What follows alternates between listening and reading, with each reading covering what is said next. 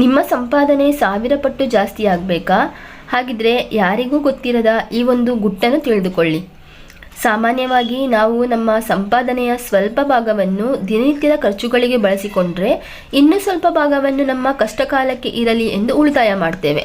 ಆದರೆ ನಮ್ಮ ಸಂಪಾದನೆಯ ಸ್ವಲ್ಪ ಭಾಗವನ್ನು ದಾನಕ್ಕೆ ಎತ್ತಿಡಬೇಕು ಎಂದು ಯಾರಿಗೂ ಕೂಡ ಅನಿಸೋದಿಲ್ಲ.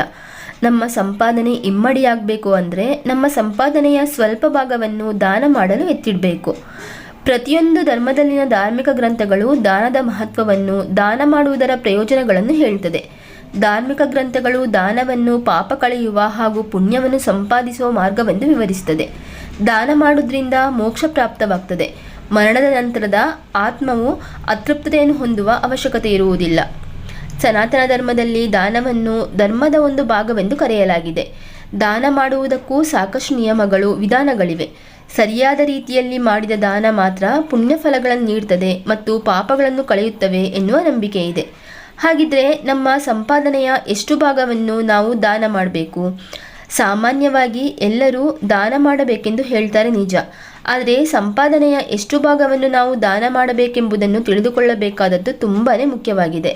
ಧಾರ್ಮಿಕ ಗ್ರಂಥಗಳ ಪ್ರಕಾರ ನಾವು ನ್ಯಾಯಯುತವಾಗಿ ಸಂಪಾದನೆ ಮಾಡಿರುವುದನ್ನು ಮಾತ್ರ ದಾನ ಮಾಡಬೇಕು. ಅನ್ಯಾಯ ಅಥವಾ ಅಧರ್ಮದ ಮಾರ್ಗದಲ್ಲಿ ಸಂಪಾದನೆ ಮಾಡಿದ ಯಾವುದೇ ವಸ್ತುಗಳನ್ನು, ಸ್ವತ್ತುಗಳನ್ನು ದಾನ ಮಾಡಿದರೂ ಅದರಿಂದ ಪ್ರಯೋಜನಗಳು ದೊರೆಯುವುದಿಲ್ಲ. ಧಾರ್ಮಿಕ ಗ್ರಂಥಗಳ ಪ್ರಕಾರ ನ್ಯಾಯಯುತವಾಗಿ ಅಥವಾ ಪ್ರಾಮಾಣಿಕವಾಗಿ ನಾವು ಸಂಪಾದನೆ ಮಾಡಿದ 1/10 ಭಾಗವನ್ನು ದಾನ ಮಾಡಬೇಕು. ಈ ದಾನವು ದೇವರ ಮೆಚ್ಚುಗೆಯನ್ನು ಅಥವಾ ದೇವರ ಆಶೀರ್ವಾದವನ್ನು ಪಡೆದುಕೊಳ್ಳಲು ನಮಗೆ ಸಹಾಯ ಮಾಡ್ತದೆ. ನಾವು ಸಂಪಾದನೆ ಮಾಡಿದ ಗಳಿಕೆಯ 1/10 ಭಾಗವನ್ನು ದಾನಕ್ಕೆ ಅರ್ಹನಾದ ವ್ಯಕ್ತಿಗೆ ಮಾತ್ರ ದಾನ ಮಾಡಬೇಕು. ಹಿಂದೂ ಧಾರ್ಮಿಕ ಗ್ರಂಥಗಳಲ್ಲಿ ಎಷ್ಟು ದಾನ ಮಾಡಬೇಕು ಎಂಬುದರ ಜೊತೆಗೆ ಯಾರು ದಾನ ಮಾಡಬೇಕು, ಯಾರು ದಾನ ಮಾಡಬಾರದು ಎಂಬುದರ ಬಗ್ಗೆಯೂ ಹೇಳಲಾಗಿದೆ. ಧಾರ್ಮಿಕ ಗ್ರಂಥಗಳ ಪ್ರಕಾರ ಕೇವಲ ಶ್ರೀಮಂತರು ಅಥವಾ ಧನವಂತರು ತಮ್ಮ ಗಳಿಕೆಯ 1/10 ಭಾಗವನ್ನು ದಾನ ಮಾಡಬೇಕು. ಯಾಕೆಂದರೆ ಬಡವರಿಗೆ ಅಥವಾ ಮಧ್ಯಮ ವರ್ಗದ ಜನರಿಗೆ ಅವರ ಆದಾಯ ಹೆಚ್ಚಾಗಿರುವುದಿಲ್ಲ. ಅವರು ಗಳಿಸಿದ ಹಣ ಅಥವಾ ಅವರ ಸಂಪಾದನೆಯು ಕುಟುಂಬದ ಸಮಸ್ಯೆಗಳ ಪರಿಹಾರಕ್ಕೆ ಸಾಕಾಗಿರುವುದಿಲ್ಲ. ಅವರಿಗೆ ಅವರ ಕುಟುಂಬದ ಜವಾಬ್ದಾರಿಗಳೇ ಹೆಚ್ಚಾಗಿರುವಂತಹ ಸಂದರ್ಭದಲ್ಲಿ ದಾನ ಮಾಡುವುದು ಕಷ್ಟವೆನಿಸಬಹುದು.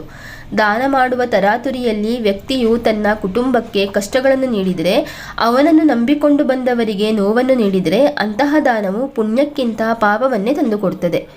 ಇನ್ನು ಧಾರ್ಮಿಕ ಗ್ರಂಥಗಳು ಯಾರು ದಾನ ಮಾಡಬೇಕು ಎಂಬುದರ ಜೊತೆಗೆ ಯಾರಿಗೆ ದಾನ ಮಾಡಬೇಕು ಎಂಬುದನ್ನು ಕೂಡ ವಿವರಿಸಿದೆ. ಯಾವ ವ್ಯಕ್ತಿ ದಾನವನ್ನು ತೆಗೆದುಕೊಳ್ಳಲು ಅರ್ಹನಾಗಿರುತ್ತಾನೋ ಅಂತಹ ವ್ಯಕ್ತಿಗೆ ಮಾತ್ರ ದಾನ ಮಾಡಬೇಕು. ಅನರ್ಹ ವ್ಯಕ್ತಿಗೆ ನೀವು ದಾನ ಮಾಡಿದರೆ ಅದು ನಿಮಗೆ ವ್ಯರ್ಥ ಲಾಭವನ್ನು ತಂದುಕೊಡ್ತದೆ. ದಾನವನ್ನು ಯಾವಾಗಲೂ ನಾವು ಬಡ ವ್ಯಕ್ತಿಗೆ, ನಿರ್ಗತಿಕರಿಗೆ ಸೇರಿದಂತೆ ಇನ್ನಿತರ ವ್ಯಕ್ತಿಗಳಿಗೆ ಮಾಡಬೇಕು.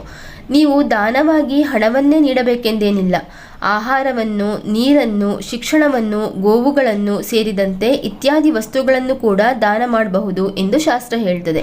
ಇನ್ನೊಂದು ಮುಖ್ಯವಾದ ಅಂಶವೆಂದರೆ ದಾನವನ್ನು ಯಾವುದೇ ಪ್ರತಿಫಲಾಪೇಕ್ಷೆ ಇಲ್ಲದೆ ಮಾಡಬೇಕು. ಯಾವುದೇ ಕೆಟ್ಟ ಉದ್ದೇಶವನ್ನು ಇಟ್ಟುಕೊಳ್ಳದೆ, ಯಾವುದೇ ಸ್ವಾರ್ಥವನ್ನು ಇಟ್ಟುಕೊಳ್ಳದೆ ಮಾಡಿದ ದಾನ ತುಂಬ ಶ್ರೇಷ್ಠ ಎನಿಸುತ್ತದೆ. ಹೀಗೆ ದಾನಕ್ಕೆ ನಮ್ಮ ಸನಾತನ ಧರ್ಮದಲ್ಲಿ ವಿಶೇಷ ಮಹತ್ವವಿದೆ. ಶ್ರೀಕೃಷ್ಣ ಭಗವದ್ಗೀತೆಯಲ್ಲಿ ಕೂಡ ದಾನವನ್ನು ಯಾವುದೇ ಪ್ರತಿಫಲಾಪೇಕ್ಷೆ ಇಲ್ಲದೆ ಮಾಡಬೇಕು ಎಂದಿದ್ದಾನೆ. ಹಾಗಾಗಿ ಇವತ್ತಿನಿಂದಲೇ ನಿಮ್ಮ ಸಂಪಾದನೆಯ ಸ್ವಲ್ಪ ಭಾಗವನ್ನು ಅರ್ಹ ವ್ಯಕ್ತಿಗೆ ದಾನ ಮಾಡಲು ಎತ್ತಿಡಿ. ಈ ದಾನ ನಿಮ್ಮನ್ನು ನಿಮ್ಮ ಕಷ್ಟಕಾಲದಲ್ಲಿ ಕಾಪಾಡುತ್ತದೆ.